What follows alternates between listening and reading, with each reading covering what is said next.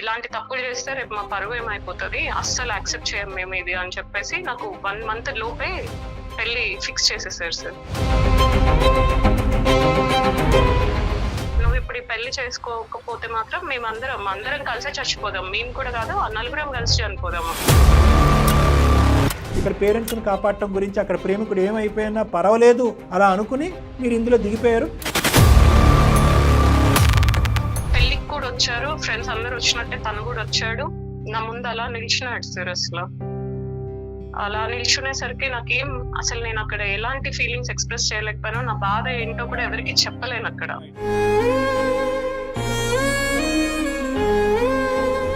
తను నా హస్బెండ్ ఇద్దరు మ్యూచువల్ ఫ్రెండ్స్ అంటే సార్. అసలు ఏం చెప్పని కూడా చెప్పట్లేదు మ్యామ్. తను నాతో అట్లీస్ట్ ఇంటికి వస్తున్నాడు, నా భర్తను కలవడానికి, ఇవన్నీ జరుగుతున్నాయి. అతని మనసులో నిజంగా అది ఉన్నా లేకపోయినా మీకు చూసిన ప్రతిసారి మీకు అది అనిపిస్తోంది. తనని చూస్తుంటే చాలా బాధ అనిపిస్తుంది సార్. చూసిన ప్రతి చూపు కూడా ఏంటిది, నా లైఫ్ ఎందుకు ఇట్లా చేసావు అనే క్వశ్చన్ రైజ్ అవుతుంది సార్. అది కొంతమంది అబ్బాయిలు సూసైడ్ చేసుకుంటూ ఉంటారు, కొంతమంది అబ్బాయిలు పిచ్చోళ్ళు అయిపోతూ ఉంటారు. ఆ పరిస్థితి ఈ అబ్బాయికి వస్తుందని నువ్వు అనుకోలేదా? ఇంకో 20-30 సంవత్సరాల పాటు నీకు కనిపించకుండా పోయినా ప్రేమించావు కదమ్మా. అలా వదిలేసేది అన్నట్టు కాదు. ఏం చేస్తుంది నువ్వు? నేను ఎప్పటికైనా చెప్తానో లేదనే సబ్జెక్ట్ కంటే థర్డ్ పార్టీ ద్వారా తనకు వినిపించచ్చు అనే భయం నీకు చూడు. ఈరోజు నిన్ను కొద్ది కౌన్సిలింగ్ చేసి కొంతవరకు మేము బ్రేక్ చేయగలమేమో కానీ, ఎథికల్గా కానీ అన్ఎథికల్గా కానీ, ఆ మూడో మనిషి ఎవరన్నది మాకు తెలియదు.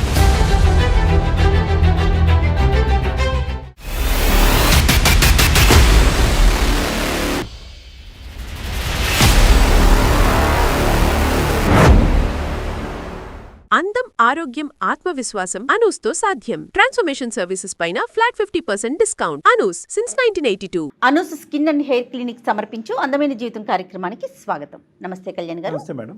బిందు అనే ఒక అమ్మాయి మెయిల్ చేసిందండి. నేను ఎప్పుడు పదే చెప్తూ ఉన్నాను, కౌన్సిలింగ్ చాలా విషయాలకు అవసరం ప్రజెంట్ అయితే.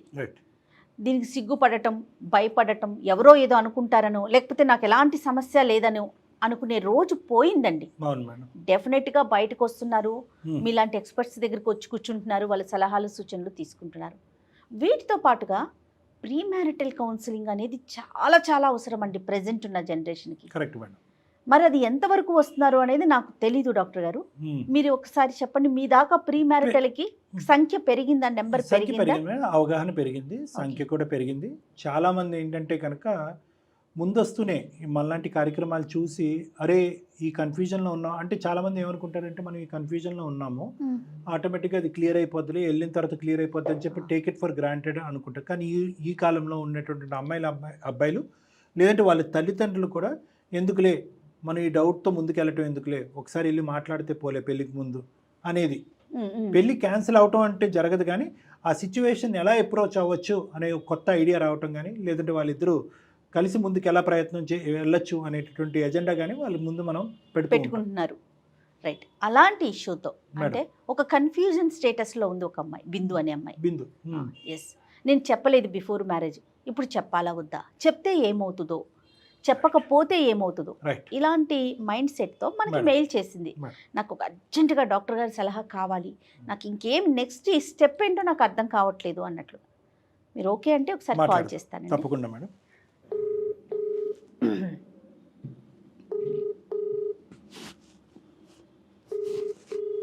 హలో. హలో, నమస్తే అండి, సింధు గారా మాట్లాడేది? అవునండి, ఎవరండి మీరు? నేను జయానండి, సుమన్ టీవీ అందమైన జీవితం ప్రోగ్రామ్ నుంచి కాల్ చేస్తున్నా. నాతో పాటు డాక్టర్ కళ్యాణ్ చక్రవర్తి గారు కూడా ఉన్నారు. ఓకే మ్యామ్, నమస్కారం అండి. మెయిల్ చేశారు కదా? అవునండి. రైట్, మీరు మాట్లాడటానికి వీలుగా ఉన్నారా? ఎస్ అండి. రైట్, ఒకసారి డాక్టర్ గారితో మాట్లాడండి. సింధు, నమస్తే అమ్మా. Sir good evening sir. Good evening అమ్మా, చెప్తున్నానా ఏంటి సమస్య? First of all thanks sir, నా మెయిల్ యాక్సెప్ట్ చేసి నాకు కాల్ చేసినందుకు. Welcome sir. యాక్చువల్గా మా ఫ్యామిలీ బ్యాక్గ్రౌండ్ వచ్చేసరికి ఖమ్మం డిస్ట్రిక్ట్ సార్. నేను ఎడ్యుకేటెడ్ సార్, మంచిగా చదువుకున్నాను. ప్రజెంట్ ఏం చేస్తున్నారు? నేను వచ్చేసి హౌస్ వైఫ్ నే మ్యామ్. ఓకే. అంటే నేను ఇంకా స్టార్ట్ చేయలేదు. పెళ్ళైన దగ్గర నుంచి నేను ఆ ప్రాసెస్ లోనే ఉన్నాను, జాబ్ వెతుక్కునే ప్రాసెస్ లో. ఎన్ని ఇయర్స్ అవుతుందండి పెళ్ళయి? పెళ్ళయి 2 months అయింది మ్యామ్. 2 months only? అవునండి. డాడీ మమ్మీ అందరూ గవర్నమెంట్ ఎంప్లాయీస్ మ్యామ్. ఓకే. మీ హస్బెండ్ అండి? హస్బెండ్ వచ్చేసి సాఫ్ట్వేర్ ఎంప్లాయీ మ్యామ్. ఓకే. అంటే ఆయనకి మంచి ప్యాకేజ్ ఉందని చెప్పేసి డాడీ వాళ్ళు పెద్దవాళ్ళు అందరూ చూసిన పెళ్లి మ్యామ్ నాది. ఓకే. నేను నా హస్బెండ్ తో చాలా హ్యాపీగా ఉన్నా మ్యామ్. ఎంత బాగా చూసుకుంటారంటే మా డాడీ ఎలా చూసుకున్నారో తను కూడా నన్ను అలాగే చూసుకుంటారు మ్యామ్. ఓకే. ఇంత కొంచెం కూడా నాకు ఎక్కడ ఇబ్బంది కలగలేదు అసలు. సో ఈ 2 months మీ జర్నీ చాలా బాగా సాఫీగా సాగిందండి? చాలా బాగా జరిగింది మ్యామ్. సంతోషం. పెళ్ళయ్యే ముందు నేను ఒక చిన్న మిస్టేక్ చేశాను మ్యామ్. చిన్నది అని చెప్పలేను, అది చాలా పెద్దదే. ఏ అమ్మాయి చేయకూడదు యాక్చువల్ గా, నేను చేశాను. ఇంటర్ చదువుకున్నప్పటి నుంచి కూడా నాకు ఒక ఫ్రెండ్, మేమందరం ఒక బ్యాచ్ లాగా ఉండేవాళ్ళం మ్యామ్. అందులోనే నాకు ఒక ఫ్రెండ్ ఉన్నారు. ఓకే. మేము చాలా క్లోజ్ ఫ్రెండ్స్. అయితే ఒక రోజు సడన్ గా వచ్చేసి మా ఇంటర్ అంటే ఫైనల్ ఎగ్జామ్స్ మూమెంట్ లో నాకు వచ్చేసి ప్రపోజ్ చేశారు మ్యామ్ తను. నేను అది యాక్సెప్ట్ చేశాను. ఓకే. ఓకే, లైఫ్ కూడా బాగానే ఉంటుంది కదా అని చెప్పేసి యాక్సెప్ట్ చేశాను మ్యామ్. ఇంటర్ లోనే? ఇప్పుడు కూడా మేమేమి అది ఏదో తప్పుగా తీసుకెళ్ళాలి అనేది ఏం లేదు మ్యామ్. అదేలేండి. మాకేంటంటే ఫస్ట్ ఎడ్యుకేషన్ ప్రయారిటీగానే ఉంది మ్యామ్. మేము చదువుకుంటూనే సరే మంచిగా సెటిల్ అవ్వాలి, ఇద్దరం పెళ్లి చేసుకోవాలి అన్న ఉద్దేశమే కానీ ఎక్కడో తప్పు చేయాలి, తప్పుదారిలో వెళ్ళాలనే ఉద్దేశం మాత్రం మాకు లేదు మ్యామ్. మీరు చేయరమ్మా, వయసు చేస్తారు. మాది బీటెక్ అయిపోయింది, నేను ఎంటెక్ చేసుకున్నాను. తను బీటెక్ అయిపోయాక నేను బిజినెస్ చేసుకుంటాను అని చెప్పేసి ముంబై వెళ్ళారు మ్యామ్. అతను ముంబై వెళ్ళాడు. నా కోసం తను అక్కడ నుంచి ఏదైనా నాకు పంపించడం కానీ, గిఫ్ట్స్ కానీ, నాకు ఏదైనా కావాలంటే అసలు నేను అడగకపోయినా పంపించేది మ్యామ్. తను అంత బాగా చూసుకునేది నన్ను. ఓకే. అతను ముంబై వెళ్ళిన తర్వాత కూడా మీరు కాంటాక్ట్ లోనే ఉన్నారు? ఫిజికల్ గా ఎదురెదురుగా కాంటాక్ట్? ఫిజికల్ గా ఏం లేదు సార్, అసలు ఎప్పుడు కూడా ఏం లేదు, ఎలాంటి తప్పు చేయలేదు అట్లా. కదా, అంటే ఎదురుబదురు లేకపోయినా కూడా ఫిజికల్ అంటే నాట్ రిలేషన్షిప్ అమ్మా, దూరంగా ఉన్నా కూడా యూ మెయింటైన్ ద రిలేషన్షిప్. అతను నేను చాలా బాగా చూసుకునేవాడు, గిఫ్ట్లు ఇవన్నీ కూడా పంపించాడు. నాట్ ఓన్లీ గిఫ్ట్స్ బట్ నా హెల్త్ గానీ ప్రతిదీ, స్టేటస్ ప్రతిదీ కనుక్కునేవాడు, నన్ను అలాగే చూసుకునేవాడు ఎప్పటిలాగే. ఓకేనా?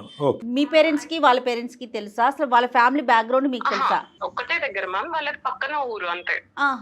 కానీ పెద్దలకు తెలుసా మీరు ఇద్దరు ప్రేమించుకున్నారు? మా ఫ్యామిలీ బ్యాక్గ్రౌండ్ కూడా తనకు తెలుసు. అందుకనే మ్యామ్ ఫస్ట్ నుంచి సెటిల్మెంట్ మీదనే ఆలోచించాం, ఎందుకంటే వాళ్ళకి కొంచెం లో మాకంటే. అదేలేండి.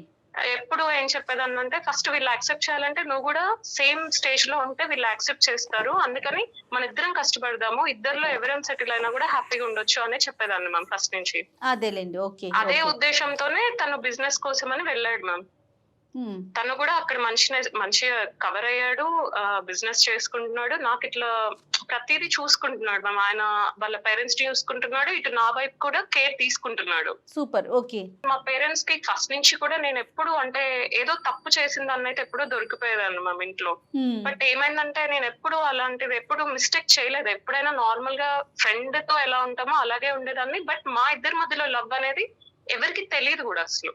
నా ఫ్రెండ్స్ లో, మా బెస్ట్ ఫ్రెండ్స్ లో ఒకరో ఇద్దరికో తెలుసు, అంతేగాని మేము ఎప్పుడు దాన్ని బయటికి చూపించుకోవడం ఇలా చేయలేదు మ్యామ్. సో ఎవరికి తెలియదమ్మా? తెలియదు సార్, ఓన్లీ 2-3 ఫ్రెండ్స్ కి మాత్రమే తెలుసు. ఇప్పుడు అతని వైపు మీ వైపు కూడా కలిపి 2-3 మాత్రమే తెలుసు అంతే మ్యామ్. మా ఇద్దరిది మ్యూచువల్ ఫ్రెండ్స్ మ్యామ్, ఇద్దరికి సేమ్ ఫ్రెండ్స్. రైట్. సో మీ బౌండరీస్ అనేది మీకు బాగా అర్థమైంది. మీ గమ్యం అయితే కనుక career, settlement in life. So ఈ షికార్లు గికార్లు okay, very good, very good. తను బీటెక్ అయిపోయాక తను బిజినెస్ అని అటు వెళ్ళాడు, నేను ఎంటెక్ చేసుకున్నాను సార్. ఎందుకంటే తను సెటిల్ అవ్వడానికి టైం పడుతుంది కాబట్టి నేను చదువు మీద కాన్సన్ట్రేట్ చేసుకున్నాను సార్. ఎప్పుడైతే ఎంటెక్ అయిపోయిందో అప్పుడు ఇంకా నేను కెరీర్ అని చెప్పేసి ఇలా ఉంటున్న టైంలో మా మమ్మీ వాళ్ళు ఉండేసి అప్పటి నుంచి పెళ్లి సంబంధాలు చూడడం స్టార్ట్ చేశారు సార్. అప్పుడు నేను ఫస్ట్ లో ఎలాంటి రీజన్ లేకపోయినా కూడా మంచి సంబంధాలు తీసుకొచ్చినా కూడా నేను దాన్ని రిజెక్ట్ చేయడం స్టార్ట్ చేశాను. అదే నేచురల్లీ, ఎందుకంటే ఈ అబ్బాయి నీ మనసులో ఉన్నాడు కాబట్టి. Yes sir. నాకు ఒక తమ్ముడు ఉన్నాడు సార్, చిన్నవాడు. ఓకే. వాడు ఎక్కడ విన్నాడో నాకు తెలియదు సార్, బట్ బయటికి వెళ్ళినప్పుడు ఎవరో ఇలా అనడం ఎక్కడో విన్నాడంట. ఈ అమ్మాయి ఎందుకు పెళ్లి చేసుకోవట్లేదు అసలు అన్న మాట ఒక్కటి విన్నాడు సార్ వాడు. ఓకే. ఆ ఒక్క మాటతోని ఇంటికి వచ్చి నా పేరెంట్స్ దగ్గర వీళ్ళ దగ్గర అసలు ఏంటి ఈ అమ్మాయి అసలు నిజంగానే ఎందుకు పెళ్లి చేసుకోవట్లేదు మా అమ్మాయి అని చెప్పేసి వాళ్ళు చెక్ చేసుకోవడం స్టార్ట్ చేశాక ఒక్క రోజు నేను కాల్ మాట్లాడుతుంటే వీళ్ళు నాకు తెలియకుండా కాల్ హిస్టరీ తీపిచ్చారు సార్. మేము మాట్లాడిన టైం అదంతా ఉంది సార్ దాంట్లో. అది చూసి నన్ను క్వశ్చన్ చేశారు, ఏం నాన్న అసలు ఏం జరుగుతుంది అని చెప్పేసి. ఎవరు క్వశ్చన్ చేశారు? వీళ్ళ పేరెంట్స్. ఇప్పుడు నేను చెప్పాను సార్, మమ్మీ నాకు ఈ అబ్బాయి అంటే చాలా ఇష్టం మమ్మీ, తను కూడా సెటిల్ అవ్వడానికే వెళ్ళాడు, కెరీర్ ఇప్పుడిప్పుడే మంచిగా స్టాండర్డ్ అవుతుంది, నేను కూడా ఏం ఫ్రీగా ఇట్లా ఉండట్లేదు కదమ్మా, నేను కూడా కెరీర్ మీదనే కాన్సన్ట్రేట్ చేసుకుంటున్నా కదా, ప్లీజ్ మమ్మీ కొంచెం టైం ఇవ్వండి అని అడిగాను సార్. అడిగితే వాళ్ళు లేదు ఇప్పుడు నువ్వు ఇలాంటి తప్పులు చేస్తే రేపు మా పరువు ఏమైపోతుంది, అస్సలు యాక్సెప్ట్ చేయం మేము ఇది అని చెప్పేసి నాకు 1 month లోపే పెళ్లి ఫిక్స్ చేసేసారు సార్. అయ్యో. నా ఫోన్ తీసేసుకున్నారు మొత్తం, ఇంకా అన్ని స్విచ్ ఆఫ్, అసలు ఒక్కటి కూడా మీడియం ఆఫ్ కమ్యూనికేషన్ లేదు సార్ మా ఇద్దరి మధ్యలో. సో అబ్బాయికి ఇలా జరుగుతుందని చెప్పడానికి కూడా అవకాశం లేదు? తెలీదు తనకి చెప్పలేకపోయాను అసలు, ఇంకా మొత్తం నాకు కూడా మైండ్ స్ట్రక్ అయిపోయింది సార్ ఆ టైంలో. అట్లీస్ట్ మీరు కామన్ ఫ్రెండ్స్ తో ట్రై చేయటం కానీ అలాంటి ఇంకా అసలు మా మమ్మీ వాళ్ళు ఎవరిని రానిలేదు మా ఇంటికి, ఎవరిని రానివ్వలేదు, బందికాన చేశారు, ఎవరిని రానివ్వలేదు అసలు. ఇంకా మొత్తం ఒక ఇంట్లో ఒక రూమ్ లో మాత్రమే ఉండేదాన్ని మ్యామ్ నేను. అయ్యయ్యో. అలా ఉండేదాన్ని. 1 month లో పెళ్లి చూపులు అయిపోయింది, ఇంకేం లేదు మ్యామ్, ఎమోషనల్ బ్లాక్ మెయిల్ వచ్చి నువ్వు ఇప్పుడు ఈ పెళ్లి చేసుకోకపోతే మాత్రం అందరం కలిసే చచ్చిపోదాం, మేము కూడా కాదు నలుగురం కలిసి చనిపోదాము, ఇలా పరువు పోతుంది అది ఇది అని చెప్పేసి ఇంకా నాకు చాలా బాధ, ఇంకా చెప్పలేను సార్ ఆ ఫీలింగ్స్. అలా తీసుకెళ్లి 1 month లోపే నాకు పెళ్లి చేసేసారు సార్. తను ఏమైందంటే పెళ్లికి కూడా వచ్చారు, ఫ్రెండ్స్ అందరు వచ్చినట్టే తను కూడా వచ్చాడు, నా ముందు అలా నిలిచినాడు సార్. అసలు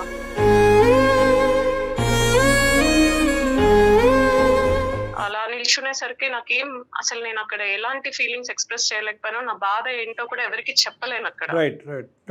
అలా జరిగిపోయింది సార్. తను ఇంకా పెళ్లి అయిపోయింది, నాకు పెళ్లి అయిపోయి ఇప్పటికి 2 months సార్. ఫస్ట్ మంత్ లో నేను కొంచెం అంటే కొన్ని డేస్ డిప్రెస్డ్ గా ఉన్నా కూడా నా హస్బెండ్ నన్ను బ్యాక్ ఆఫ్ తీసుకురావడానికి ఎంతో కష్టపడ్డాడు సార్. ఆయన నన్ను బయటికి తీసుకెళ్లడము. అంటే మీరు ఎందుకు డల్ గా ఉన్నారు? కొత్తగా పెళ్ళినటువంటి ఆడపిల్ల చాలా సంతోషంగా ఉంటది కదా, ఎప్పుడు మీ హస్బెండ్ వచ్చి నువ్వు ఎందుకు డల్ గా ఉన్నావు, ఎందుకు ఇలా ఉన్నావు అని ఎప్పుడు అడగలేదమ్మా మిమ్మల్ని? అడిగారు సార్. అంటే యాక్చువల్లీ ఏమైందంటే నాకు 1 month లోపు పెళ్లి ఫిక్స్ చేసి పెళ్లి చేసేసరికి నేను తనతో ఉన్న కమ్యూనికేషన్ నాకు తక్కువ సార్. అసలు నేను తనతో మాట్లాడలేదు. ఓకే. సో అతను జనరల్ గానే మిమ్మల్ని యాక్టివేట్ చేయడానికి ట్రై చేశాడు. ఎందుకంటే ఒక కొత్తగా పెళ్ళైన అమ్మాయి, దట్టు ఒక పర్సన్ తో మనం అసలు మాట్లాడలేదు, ఏమీ లేదు, అలాంటి పర్సన్ తో డైరెక్ట్ గా పెళ్లి అయిపోగానే కొత్తగా ఇబ్బంది పడుతుందేమో అనేసి మీరు కొత్త ప్లేస్ కొత్త అని అట్లా తను అలా ఆలోచించారు. తను కూడా ఇంకా నన్ను ఫ్రీ చేయడానికి అని చెప్పేసి బయటికి తీసుకెళ్ళడము చాలా తీసుకెళ్లాడు సార్. ఒక 15 days అట్లా నేను కొంచెం బెటర్ అయ్యి ఓకే అనుకుంటూ హ్యాపీగా ఉన్నాం సార్. ఇంకా తర్వాత నాకు తెలిసిన విషయం ఏంటంటే ఈ అబ్బాయి ఎవరైతే నేను ఇష్టపడ్డానో తను నా హస్బెండ్ ఇద్దరు మ్యూచువల్ ఫ్రెండ్స్ అంట సార్. ఇప్పుడు నాకు ఏది డిప్రెస్డ్ గా ఏమనిపిస్తుంది అంటే ఇప్పుడు తను అవుట్ ఆఫ్ డిప్రెషన్ లో నా భర్తతో ఏదైనా ఒక మాట ఇలా అన్నా అసలు ఏం చెప్పని కూడా చెప్పట్లేదు మ్యామ్. తను నాతో అట్లీస్ట్ ఇప్పుడు మేము తను ఇంటికి వస్తున్నాడు నా భర్తను కలవడానికి, ఇవన్నీ జరుగుతున్నాయి, బట్ ఒక్క ఎక్స్ప్రెషన్ కూడా లేదు మ్యామ్. నా వైపు చూసి నువ్వు తప్పు చేసావు, ఎందుకు చేసావు అనే క్వశ్చన్ కూడా నన్ను అడగట్లేదు మ్యామ్ తను. అంటే ఇతను ఎప్పుడు ఇంత ఫ్రీక్వెంట్ గా మీ భర్త దగ్గరకు వచ్చేవాడమ్మా, లేదంటే ఇప్పుడు పెళ్లి అయిన తర్వాత వస్తున్నాడా? అదే మ్యామ్, నాకు పెళ్ళయ్యాకే తెలిసింది వీళ్ళిద్దరు ఫ్రెండ్స్ అని. వీళ్ళిద్దరి మధ్యలో ఉండేదేమో సార్, బట్ నాకు అది తెలియదు. అంటే వీళ్ళిద్దరు మ్యూచువల్ ఫ్రెండ్స్ అంట సార్ యాక్చువల్ గా. మధ్యలో ఏముందో నాకు తెలియదు, బట్ మా పెళ్ళయ్యాక తిను కూడా ఇక్కడే ఉండేసరిక మరి ఏంటో నాకు తెలియదు కానీ ఇంటికి వస్తున్నాడు, కలుస్తున్నాడు, వెళ్తున్నాడు. ఎందుకంటే ఇప్పుడు తను ముంబై కూడా వెళ్లకుండా ఇక్కడే ఉంటున్నాడు సార్. ఇక్కడ ఒక బిజినెస్ బ్రాంచ్ ఓపెన్ చేశాడు, ఇక్కడే ఉంటున్నాడు. ఇంకా ఈయనతోని కొంచెం అంటే బిందు ఒక్క మాట నాకు చెప్పమ్మా, కొన్ని ఇంపార్టెంట్ క్వశ్చన్స్ నేను అడుగుతాను.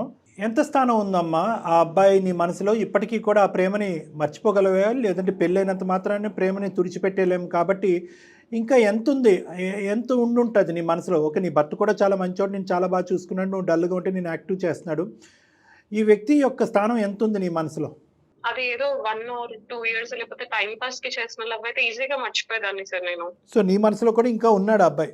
ఉన్నాడు కానీ నాకు నా భర్తను మోసం చేసే అంత మైండ్ No, no. అయితే నాకు లేదు సార్. అది డిఫరెంట్ సబ్జెక్ట్ అమ్మా. నువ్వు మోసం చేయమనో పెళ్లి నుంచి బయటకు వచ్చేసి నీ ఎక్స్ బాయ్ ఫ్రెండ్తో పెళ్లి చేసుకోమని నేను చెప్పట్లేదు, అంత దూరం నేను అనట్లేదు. నీ మనసులో ఎంత పర్సంటేజ్ ఈ అబ్బాయి ఉన్నాడు, లేదంటే ఎంత బలంగా ఆ అబ్బాయి ఉన్నాడు, నీ ఎక్స్ అనేటటువంటి అబ్బాయి ఎంత బలంగా ఉన్నాడు, అది వీన్ అవుట్ అవటానికి నీ మనసులోంచి అది వీన్ అవుట్ అవటానికి ఎంత టైం పడుతుంది, అలా వీన్ అవుట్ అవటానికి నువ్వు ఎటువంటి ప్రయత్నాలు చేస్తున్నావు అనేది కూడా మీ భార్యాభర్తల జీవితం యొక్క బాండ్ ముందుకెళ్ళటానికి ఒక ఇంపార్టెంట్ ఇష్యూ అమ్మ.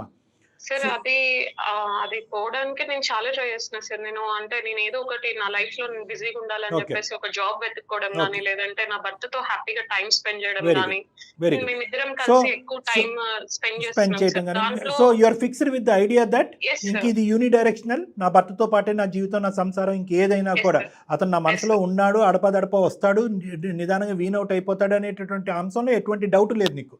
లేదు సార్, Thank you, హ్యాపీగానే thank ఉన్నాను you. సార్. ఒక నేను area అలా అయితే ఏం clear. లేదు. బట్ నాకు ఒక బాధ ఏంటంటే ఆ, ఇప్పుడు తను నా వల్ల తన కెరీర్ అంటే తనని చూస్తుంటే చాలా బాధ అనిపిస్తుంది సార్. చూసిన ప్రతి చూపు కూడా ఏంటిది, నా లైఫ్ ఎందుకు ఇట్లా చేసావని క్వశ్చన్ రైజ్ అవుతుంది సార్. అది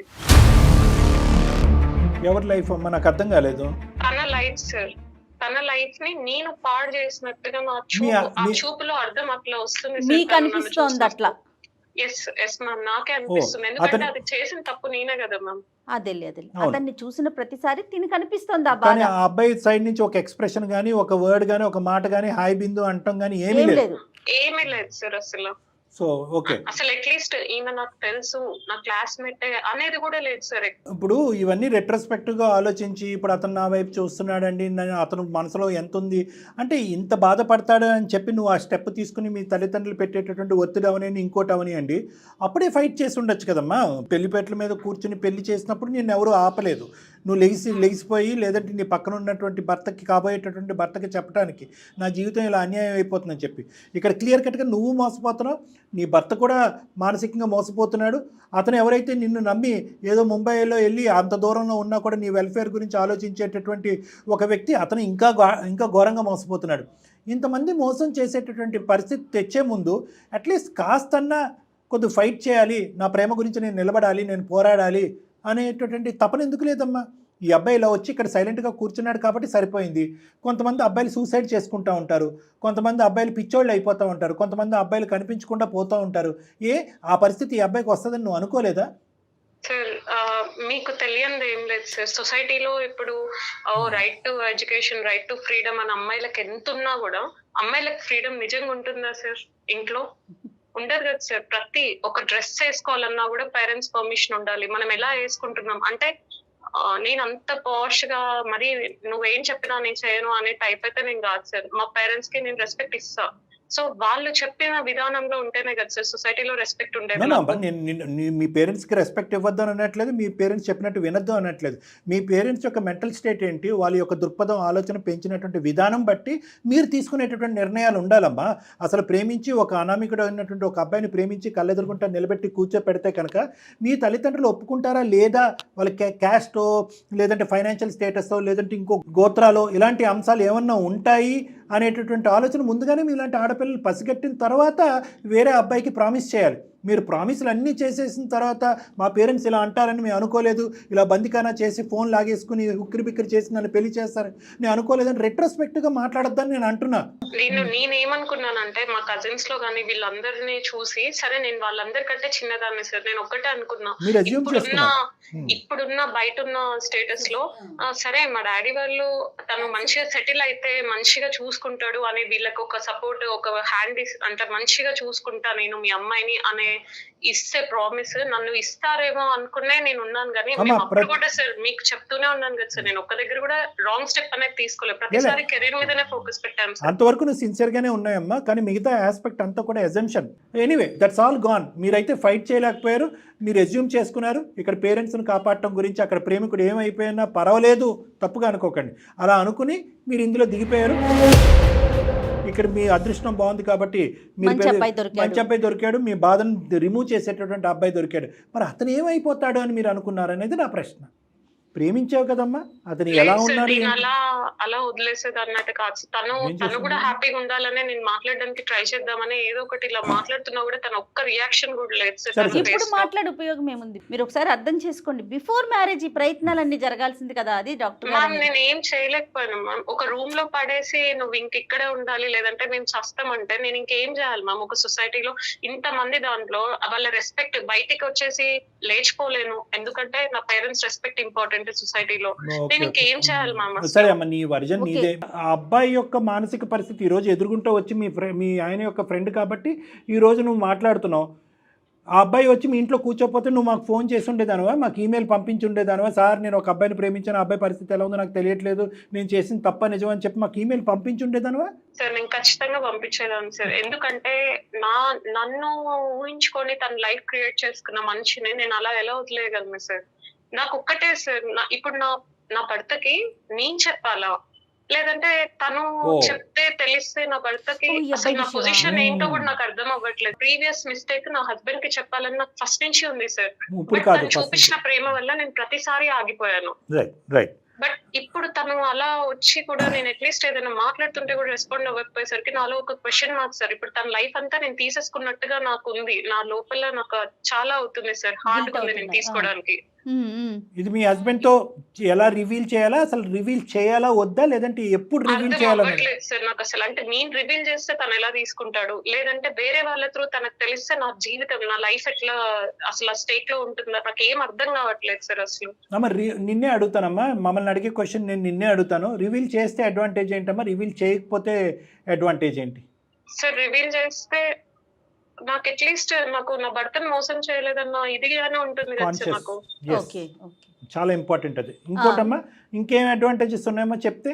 సార్ ఇంకా అంతకు మించి ఏం లేదు సార్. నా భర్త నేను మోసం చేయలేదు, Well, అట్లీస్ట్ తనని కూర్చోబెట్టి ఇదిగో జరిగింది ఇది, నువ్వు హ్యాపీగా నువ్వు మూవ్ ఆన్ అయిపో అని చెప్పేసి ఒక్క మాట తనతో చెప్పాలని సార్. ఇంకా అంతకు మించి ఏం లేదు సార్. ఈరోజు మాకు ఈమెయిల్ చేయకపోయినా ఎప్పుడో ఒక సందర్భంలో చెప్పుండేదాను కదమ్మా, ఎందుకంటే ఈ భారాన్ని మోసేటటువంటి పరిస్థితి లేక చెప్పుండేదానుగా. అసలు చెప్పడానికి ఫస్ట్ తను స్కోప్ ఇవ్వట్లేదు కదా సార్, ఒక మాట మాట్లాడడానికి కూడా స్కోప్ ఇవ్వట్లేదు కదా సార్. నన్ను చూసిన చూపు ఎలా ఉందంటే నేను తీసుకోలేకపోతున్నా సార్ అది. ఎవరు మేడం? అతను చూస్తున్నా దాన్ని, ఓ, అది పక్కన పెట్టండి. ఇప్పుడు అతను ఎలా చూసినా మీ మనసులో ఆ ఫీల్ ఉంది కాబట్టి మీకు అదే అనిపిస్తోంది. నాకు చాలా గిల్టీగా కాదు, ఉంది కాదు, మ్యామ్ బిందు, చెప్పాలంటే. బిందు. నేను చాలా గిల్టీగా ఫీల్ బిందు అవుతున్నాను. బిందు నేను ఒక చెప్తా చూడండి. మీ మనసులో మీకు ఆ ఫీల్ ఉంది, అయ్యో నేను ఇతన్ని కాదని పెళ్లి చేసేసుకున్నాను కాబట్టి అతని మనసులో నిజంగా అది ఉన్నా లేకపోయినా మీకు చూసిన ప్రతిసారి మీకు అది అనిపిస్తోంది. మీరు చాలా గిల్టీగా ఉంది, మీరు ఆ చాలా అది, గిల్టీగా. See, అమ్మ, ద థింగ్ ఈజ్ ఏంటంటే you know this boy very well. నీ ఎక్స్ అనేటటువంటి అబ్బాయి గురించి నీకు బాగా తెలుసు. Yes, sir. మోసగాడు కాదు, క్రూరమైన మనస్తత్వం కాదు, కావాలని నిన్ను ట్రిగర్ చేసి ఇన్స్టిగేట్ చేయడానికి ఇక్కడికి వచ్చి మీ ఆయనతో స్నేహం అనేది నటించట్లేదు. లేదు సార్. ఓకే, ఎందుకంటే కనుక అతని ప్రయాణం అనేది నీకంటే మీ ప్రేమతో పాటు ఇతనితో పాటు ఫ్రెండ్షిప్ అనేది ఉంది, అది కంటిన్యూ చేసుకుంటున్నాడు. నెంబర్ 1. నెంబర్ 2 ఏంటంటే అతను ఎక్కడా కూడా నిన్ను డిస్టర్బ్ చేయటం కానీ, నువ్వు నా జీవితాన్ని ఇలా లోపల బాధ ఉండొచ్చు, అది డిఫరెంట్ స్టోరీ.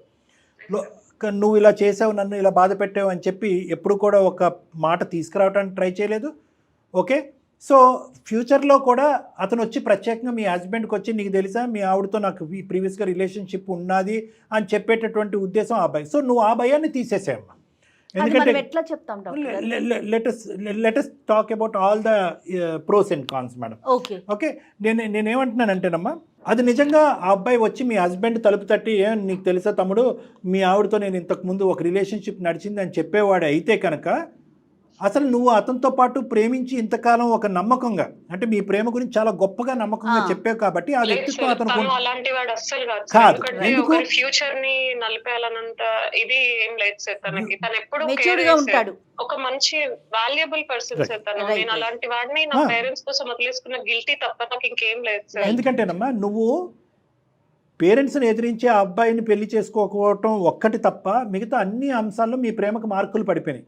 ఇంటర్మీడియట్లో మేము అనుకున్నామండి లైఫ్ లాంగ్ ట్రావెల్ చేయగలను అనగానే నేను జయ మేడం వైపు చూసి అమ్మ మీరు తప్పు చేయరమ్మా మీ వయసులు తప్పు చేస్తాయని అన్నాను. ఎందుకంటే కామన్గా మాకు వినిపించే ఎగ్జాంపుల్స్ అవే కాబట్టి. కానీ ఎక్కడ కూడా మీరు ఫిజికల్గా కమిట్ అవ్వలేదు, ఆ విధంగా జర్నీ చేయలేదు. అతనికి 100కి 300 మార్కులు వేసేసావు మొత్తం నువ్వు చెప్పే దాంట్లో. అతను ముంబై వెళ్ళినా కూడా మీ తండ్రి స్థానం ఎలాంటిదో అటువంటి స్థానంలో నిలబడి నిన్ను సపోర్ట్ చేస్తూ గిఫ్ట్లు మాట పక్కన పెట్టండి కానీ వెల్ఫేర్ కాన్స్టెంట్గా చూసుకుని ఎప్పుడైతే కనుక ఫోన్ ఒక 15 రోజుల పాటు కట్ చేసావో ఎగురుకుంటూ వచ్చి ఇక్కడ నీ వెల్ఫేర్ ఎలా ఉందని వాళ్ళు పడినటువంటి ఒక గొప్ప వ్యక్తి.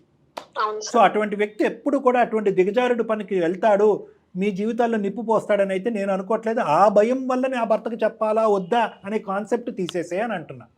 సార్ అది నాకు భయం లేదు సార్, భయం కాదు కానీ నాకు తను చెప్తాడని లేదు, బట్ నాకు చెప్పాలని ఉంది సార్. నా భర్తకు నాకు చెప్పాలని ఉన్నా కొన్ని రీజన్స్ వల్ల నేను అది హైడ్ చేయాల్సి వస్తుంది.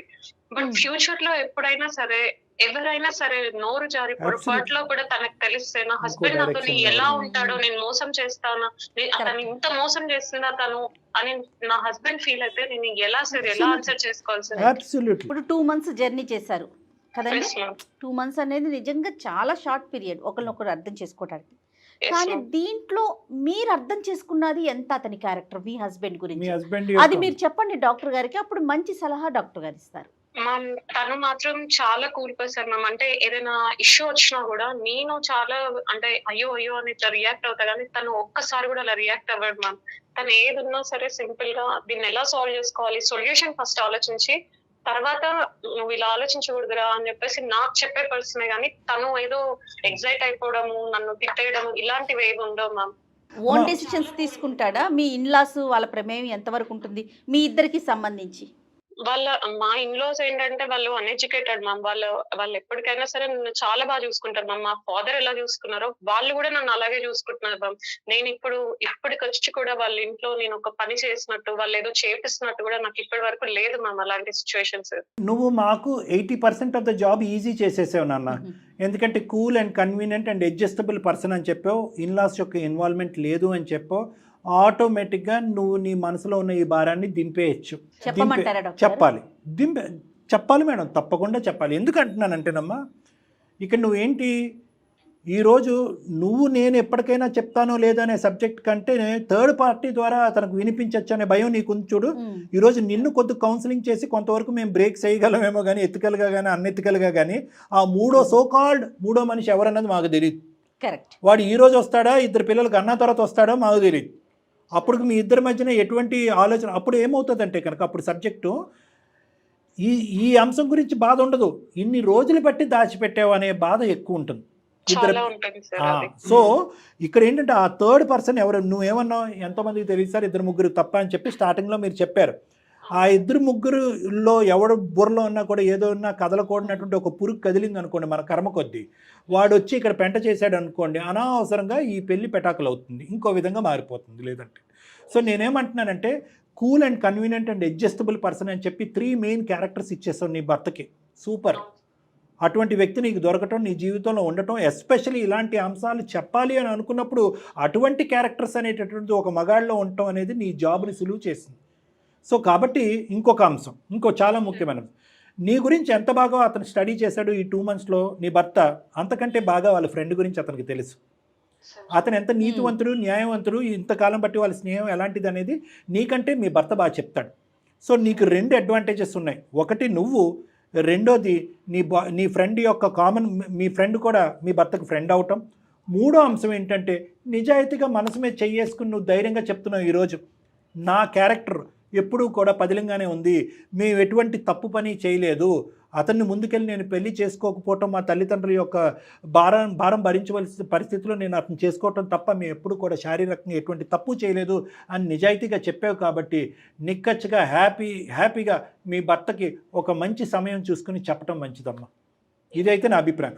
ఇంకొక చాలామంది అంటారు ప్రేక్షకులు, సార్ అదే కానీ ఈ కూలు కన్వీనియంట్ అండ్ అడ్జస్టబుల్ భర్త కాకపోతే చెప్పాలా సార్ అని అంటే కనుక ఎస్, అప్పుడు కూడా చెప్పాలి. ఎప్పుడైతే కనుక ఎప్పుడు గుర్తుపెట్టుకోండి, భర్త ఎలాంటి వాడైనా కూడా నలుగురు తెలిసినటువంటి వార్త ఏ మూల నుంచి ఏ దిక్కు నుంచి వస్తుంది అనేటటువంటి రిస్క్లో మీరుంటే డెఫినెట్గా చెప్పాలి.